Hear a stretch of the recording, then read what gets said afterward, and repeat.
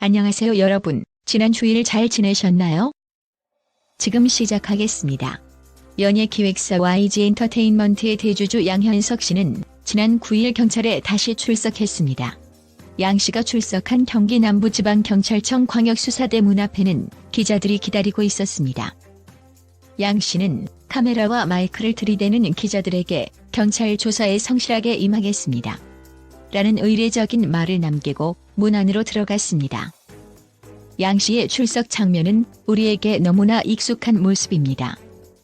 유명 인사가 조사를 받기 위해 출석할 때 기다리고 있던 취재진이 사진과 동영상을 촬영하고 혐의에 대해 간단한 질문을 던지면 성실하게 조사에 임하겠다. 라고 한마디 하고 문 안으로 들어가는 포토라인 풍경은 지금까지 수백 번 이상 반복돼 왔습니다. 정경심과 양현석의 서로 다른 출석 장면. 하지만 잘 알려져 있다시피 조국 전 장관의 부인 정경심 교수가 피의자 신분으로 지난달에 검찰 조사를 받을 때는 이런 장면을 볼 수 없었습니다. 조 전 장관 관련 수사가 시작되면서 검찰 개혁 과제의 일환으로 포토라인 취재 관행에 대한 문제를 지적하는 목소리가 더욱 커졌고 검찰이 주요 피의자의 출석 예정 시각을 알려주는 관행을 폐지했기 때문입니다. 정경심 교수는 포토라인 폐지라는 검찰 개혁의 첫 번째 수혜자였습니다. 그러나 철저하게 비공개 처리된 정경심 교수와 반대로 양현석 씨의 경찰 출석 장면이 생생하게 공개된 것에 대해 문제를 제기하는 사람은 거의 없었습니다. 정경심 교수는 현 정부의 최고 실세 중 한 명이자 민정수석과 법무부 장관을 지낸 조국 서울대 교수의 가족인 반면 양현석 씨는 본인은 물론 가족 중 공적인 직위를 가진 사람이 한 명도 없는데도 말입니다. 경찰은 애초 양현석 씨에게 지난 6일에 피의자 신분으로 출석하라고 요구했습니다. 그리고 경찰이 양 씨에게 6일 오전 10시에 출석을 요구했다는 사실이 기자들에게 사전에 알려졌습니다. 하지만 양 씨는 언론 부담 등을 이유로 6일에 출석하지 않았습니다. 대신 양 씨는 토요일인 지난 9일에 출석했습니다. 9일에는 정확한 출석 시각까지는 기자들에게 사전에 알려지지 않아서 담당 기자들이 출석이 예상되는 시간대에 문 앞에서 대기하고 있었던 것으로 알려졌습니다. 검찰 개혁 과제였던 심야 조사, 양현석에게는 이 밖에도 양현석 씨에 대한 경찰 수사 과정을 살펴보면 조국 전 장관과 관련해 많은 사람들이 문제를 제기했고 이후 순식간에 시급한 개혁 과제로 자리 잡아 금지되거나 폐지된 관행이 여럿 눈에 띕니다. 또 하나의 사례가 심야 조사입니다. 경찰에 따르면 양현석 씨는 지난 9일 오전 10시쯤 출석해 밤 11시 50분쯤 조사를 마쳤다고 합니다. 13시간 50분량 조사를 받은 것입니다.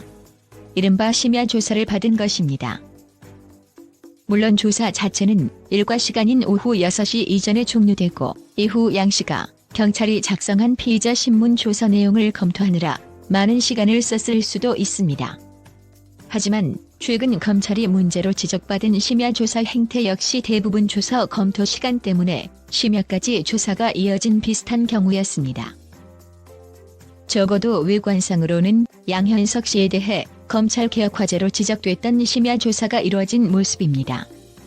그러나 조국 전 장관 관련자들에 대한 수사 때와는 달리 양현석 씨가 자정 가까운 시간까지 조사를 받은 것에 대해서는 문제를 제기하는 목소리는 거의 들리지 않습니다.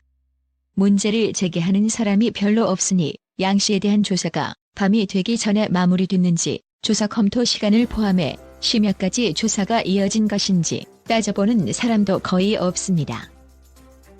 조국 전 장관의 가족들이나 양현석 씨나 똑같은 인권을 가진 사람인데도 양현석 씨를 무리한 수사로부터 지키고 양 씨의 인권을 보호해야 한다는 목소리는 들리지 않습니다. 양현석에 대한 피의 사실은 공개되어도 되나? 조국 전 장관 관련 수사에서 가장 문제가 됐던 피의 사실 공표 문제 같은 경우 양현석 씨 사건과 비교하는 것이 부끄러울 정도입니다.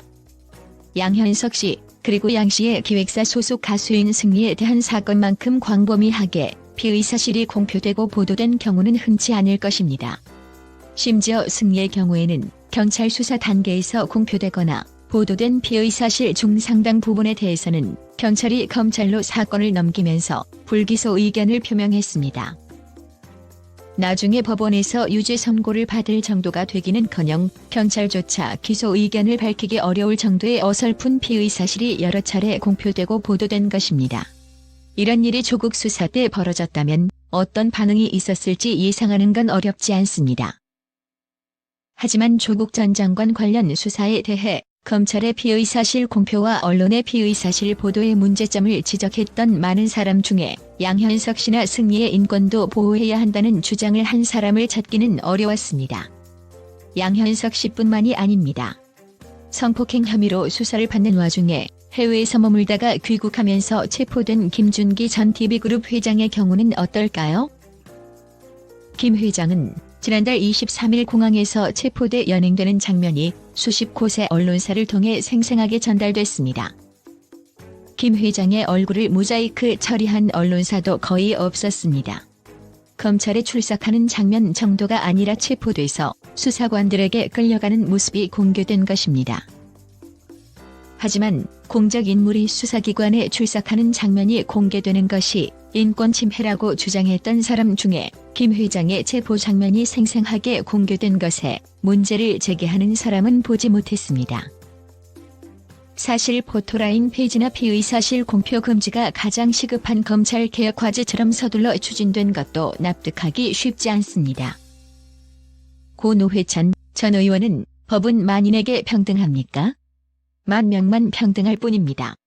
라는 유명한 말을 남긴 적이 있습니다. 사회적 지위와 권력이 있는 사람들에게만 법이 다르게 적용되는 현실을 꼬집은 발언이었습니다. 포토라인 페이지나 피의 사실 공표 금지는 노회찬 전 의원이 말한 만 명에게만 적용되는 개혁에 가깝습니다. 보통 사람들이 검찰청에 오게 되더라도 포토라인에 서게 될 가능성은 거의 없고 보통 사람들이 겪게 되는 일반 형사사건과 관련해 피의 사실 공표가 문제가 될 일도 없기 때문입니다. 양현석 승리의 인권도 조국 일가와 똑같이 중요한 이유. 물론 만 명에게만 유효한 개혁 방안이라고 의미가 없는 것은 아닐 것입니다. 하지만 만약 포토라인이나 심야조사 폐지, 피의 사실 공표 금지가 정말로 인권 보호를 위한 것이었다면 왜 비슷한 시기에 포토라인, 심야조사, 피의 사실 공표가 모두 더욱 심각하게 문제가 된 양현석 씨나 승리의 경우에 대해서는 문제 제기가 거의 없는 것인지 의문을 품지 않을 수 없습니다. 심지어 양현석 씨나 승리의 경우는 조국 전 장관이나 그 일가보다 공익적 목적을 이유로 권리를 일부 제약하는 것이 정당화되기 훨씬 어려운 사람들인데도 말입니다. 이들은 어떠한 공직도 맡은 적이 없고 고위공직자와 특수한 관계를 맺고 있는 사람들도 아닙니다. 양현석 씨나 김준기 전 회장을 두둔하려는 것은 아닙니다. 조국 전 장관이나 정경심 교수가 받고 있는 혐의나 양현석 씨나 김준기 전 회장의 혐의가 비슷하다고 주장하는 것도 아닙니다. 조국 전 장관 관련 수사가 진행될 때 가장 시급한 검찰 개혁 과제처럼 제시되고 실제로 긴급하게 개혁을 수행한 것이 정말로 보편적 인권 보호를 위한 것이었다면 정경심 교수뿐만 아니라 양현석 씨나 김준기 전 TV그룹 회장에게도 같은 잣대가 적용됐어야 한다는 뜻입니다. 양현석 씨 등의 경우 경찰 수사 과정에서 벌어진 일이긴 하지만 인권 보호에 대해서 검찰 사건 피의자와 경찰 사건 피의자 사이에 차이를 둘 이유는 전혀 없습니다. 게다가 수사와 관련해 지금보다 경찰의 재량권을 훨씬 확대하는 방향으로 정책을 추진하고 있는 정부라면 포토라인, 심야조사, 피의 사실 공표 금지 같은 검찰의 직접 수사 관행과 관련된 개혁 방안을 경찰도 시급하게 실행하도록 추진할 필요가 있습니다. 특히 기소권이 없기 때문에 원칙적으로는 공식 기자회견을 포함해 모든 형태의 수사 결과 발표가 피의 사실 공표에 해당하는 경찰의 경우 기준이나 가이드라인을 마련하는 것이 결코 쉬운 일은 아닐 것입니다. 법무부가 피의 사실 공표를 막겠다면서 형사사건 공개 금지 등에 관한 규정 가치 내용적으로도 극히 부적절하고 현실성도 부족한 훈령을 제정한 상황이기 때문에 경찰로서는 적절한 방안을 찾기가 더욱 어려울 것입니다. 그러한 검찰개혁 요구에 진심이 담겼다면 조국 전 장관 관련 수사가 진행될 때 검찰 개혁을 주장했던 사람 중에 검찰이 지금 우리 편을 수사하고 있기 때문에 개혁되어야 한다거나 우리 편을 지키기 위해 검찰을 개혁해야 한다고 말한 사람은 단 한 명도 없었습니다. 만약 그렇다면 우리 편이 아닐 뿐만 아니라 어떤 사람들이 보기에는 상대편이거나 옳지 않은 편에 서 있는 사람에 대해서도 같은 기준을 적용해야 마땅합니다. 미국 수사기관의 인권보호 규칙의 대표적 사례로 꼽히는 미란다 원칙은 미성년자 강간범이었던 미란다의 인권을 보호하는 과정에서 마련된 것이란 점을 기억해둘 필요가 있습니다. 만약 이른바 조국 대전이 벌어졌던 당시에 시급하게 포토라인을 폐지해야 하고 검찰의 피의사실 공표를 강하게 규제해야 한다고 주장했던 사람들에게 인권보호라는 진심이 정말로 있다면 말입니다. 안녕하세요. 다음 비디오에서 만나요. 좋은 하루 보내세요.